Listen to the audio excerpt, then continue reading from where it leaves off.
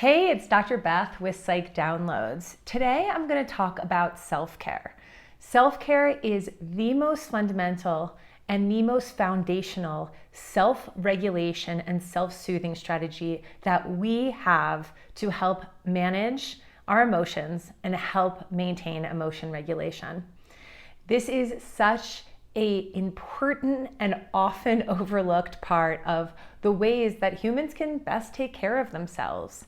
So we have a lot of different ways that we can care for ourselves, but I really want to focus today on just the fundamentals. And so what I'm talking about is particularly related to ways that we regulate our mood through altering our self-care strategy and our self-care routine.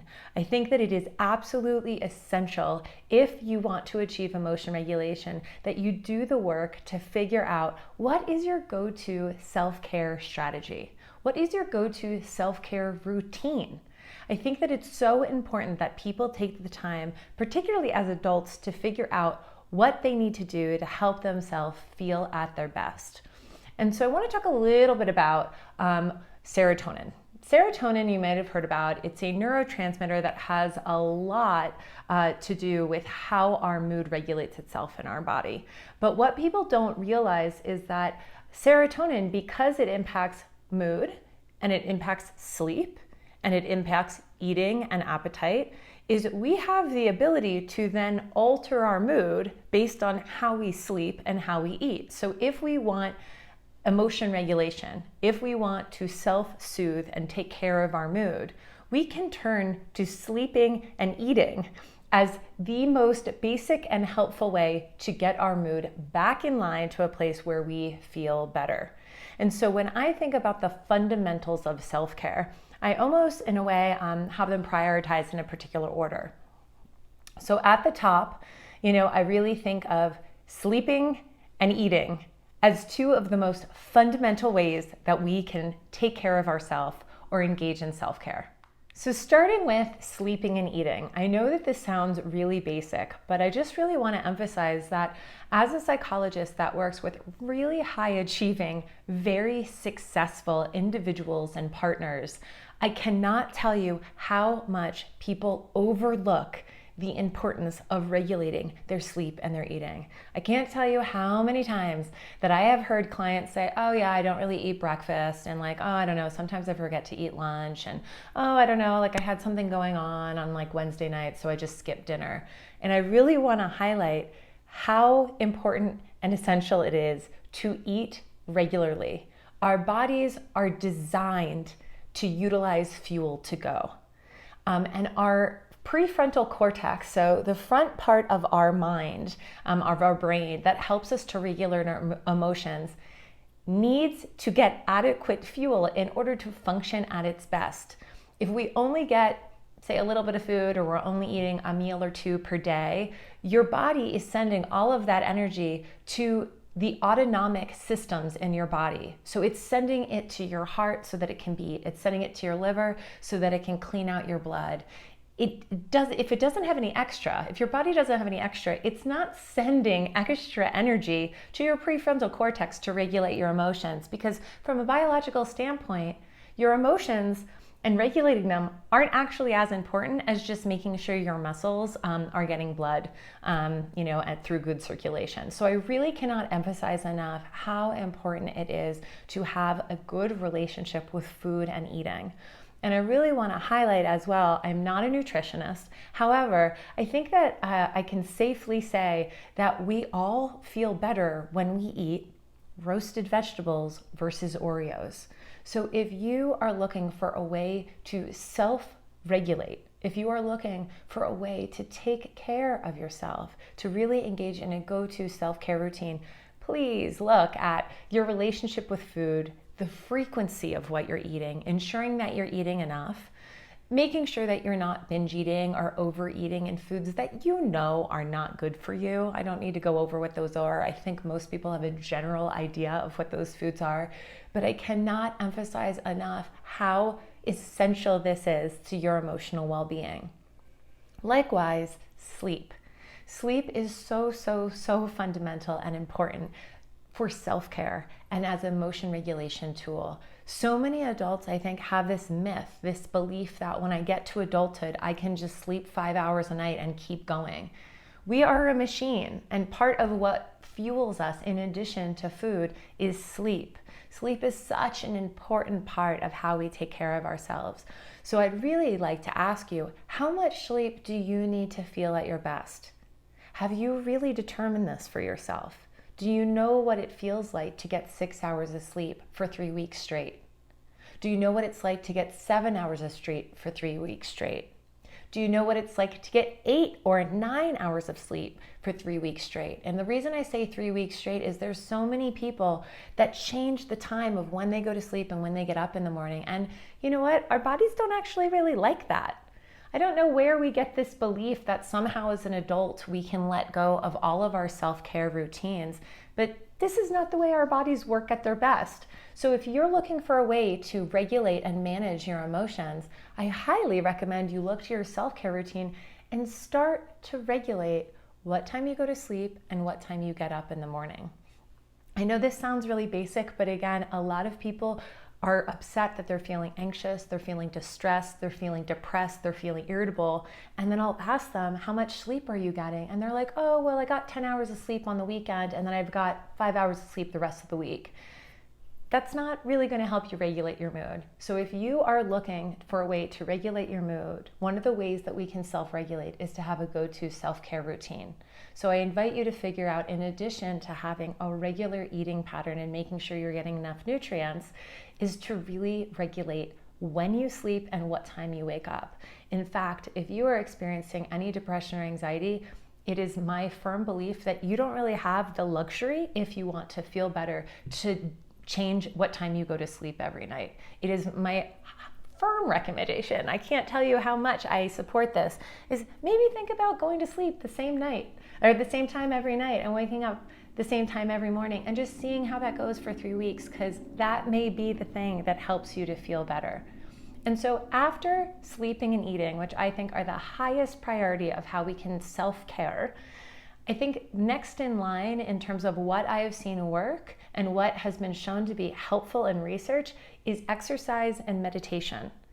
And I know that we hear about this all of the time, but these are so fundamental in terms of how we regulate our mood. There is such a benefit of exercising and how that affects neurotransmitters in our body that are going to help our moods be at their best. Likewise, when we exercise, it decreases the amount of cortisol, or the stress hormone we have in our body. So when people come to me and they're saying, I'm really feeling depressed, I don't have any energy, it's hard for me to concentrate, and I check in on their exercise and they're like, yeah, I don't really exercise, or maybe I walk twice a week. It's not enough. Your body probably wants more self-care in the form of exercise. And I also talked a bit about meditation and one of the other self-regulation strategies when I talked about things that we can do for ourselves to have rest and to downtime, and to have downtime and to pause. But I really want to emphasize that I do see meditation as a go-to self-care strategy. I can't express how much I feel that the large majority of the clients that I've met with would so greatly improve how they would feel and the amount of energy they would have, and decrease their stress if they could implement a daily meditation practice. So I really want to highlight how important meditation and exercise are in terms of your go-to self-care strategy. And if you're having a hard time figuring out what your go-to self-care strategy is and what that schedule looks like for you, a therapist is a great person to talk about this with. Likewise, I want to also add that there's additional self-care strategies. A lot of people talk about these. These could be, taking a bubble bath. This could be beauty regimens. This would be, things like hygiene in terms of both beauty and self, taking vitamins, taking showers, brushing your teeth. And all of these are very important as well. I don't want to minimize those. But these are also really great self-care strategies and self-care practices. But one of the things that I want to highlight in this video related to emotion regulation is if you are not feeling at your best, if your mood is being impacted, I highly recommend you go immediately to what your go-to self-care strategy is. I know that for me, when my mood starts to decline a bit or I start to feel anxious, I'm immediately going to sleep every night at 10:30 and waking up at 6:30 or 7. I'm not missing exercise. I'm not missing meals. I'm making sure to snack and eat really nutrient-dense food. I'm meditating every day. And for me, because I tend to be somebody that's a little bit social, I actually decrease my social time when I start to get overwhelmed. So part of this is learning for you is going to be kind of recognizing what your self-care strategy is in relationship to your emotional awareness. So I talk about that in one of the other self-regulation videos. But I really want to highlight that finding out your go-to self-care strategy is part of what we can figure out ongoing throughout our adulthood. When I think about self-care strategies and what our go-to self-care strategies are, I really like to encourage people to be your own parent. If you are an adult, you are likely not turning to your parents to figure out how to function on a day-to-day basis. And I'm not sure where we get this idea that somehow adults don't need the same regimented structure that toddlers and infants and children have until the age of 18. For many of us that went through a traditional kind of high school system, we had a pretty regimented schedule all the way through 18. And then somehow, when adults turn 18 and they go off and they live on their own, they somehow think it's okay for me not to have a regimented schedule anymore or a routine. I should just be able to stay up as late as I want. I shouldn't have to take care of myself. You know, a lot of people had to take athletics in high school. So there was like a forced exercise into how we took care of ourselves. But something happens when people get to adulthood and somehow they think, I don't need to do these things anymore. I should just miraculously feel good. And no, that's not how it works. We don't get to just feel at our best and regulate our mood without effort. And having a go-to self-care strategy is a great way for you to learn how to be your own parent. Because when we start to be our own parent, we're no longer upset when we're putting ourselves to bed at 10:30 or 11 or 11:30 at night. We're feeling responsible because we're the only ones that are going to make these good choices for us. And so if you are finding a part of you that is maybe an internal rebellious teenager, you know, maybe this is the part of you that wants to stay up late when you have to get up for work early in the morning, but I invite you to make peace between your inner adult and your inner teenager and then figure out which one do you think really has your best interest in terms of regulating your emotions and self-soothing. Because my bet is, while the internal teenager might want to have more fun and stay up late, as an example, or maybe have one more beer when you're out, my guess is your internal parent is the part of you that's going to help you emotionally regulate. So if you were looking for a way to self-soothe, get in touch with that internal parent so that you can help to find your go-to self-soothing self-care strategy. And so as you think about your self-care strategy and what allows you to help regulate your emotions, I invite you to think about this not at all as a luxury or a privilege, but as honestly, like I was talking about earlier, it's a way to baby ourselves. This is a way to really support ourselves, to hold ourselves, to soothe ourselves, to coo ourselves to sleep. I really want to highlight that self-care is not just privilege. You know, it's not getting facials at the spa. It's finding a way to be in touch with your body and figure out a system that really helps your body feel at its best. So I invite you to consider, do you have a go-to self-care strategy? And if so, what does it look like? What does it look like when you feel at your best? What are you eating? What are you drinking? What time are you going to sleep? What time are you waking up? What does your exercise and meditation routine look like? And if you don't have one, I highly recommend that you start one. And so I invite you to really think about self-care and your go-to self-care strategy as the fundamental and the most basic yet important way for you to self-soothe and regulate your emotions. One of the things that is really wonderful about all of these self-soothing strategies that I've talked about in these theories is they don't work in silos. They do work in conjunction with one another.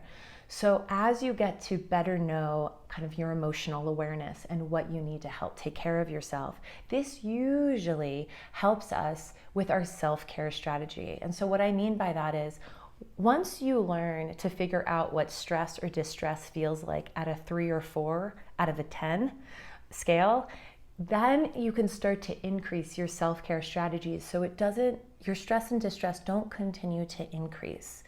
But if your emotional awareness is at a place where you don't recognize stress and distress until you're at, say, an 8 or a 9 or even a 10 out of 10, that might mean that you need to have a self-care strategy and a self-care routine that becomes a daily practice for you until you better understand your emotional awareness. So I really want to add that knowing what we need for self-care and knowing what that go-to self-care schedule looks like changes over time. It changes with age.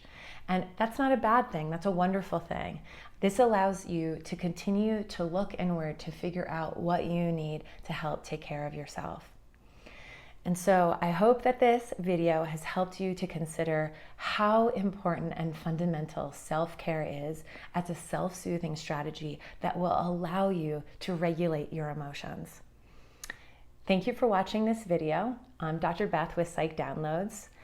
Please follow me on Instagram at Psych Downloads, like Psych Downloads on Facebook, and please subscribe to my YouTube channel with Psych Downloads. Thanks so much. Take care.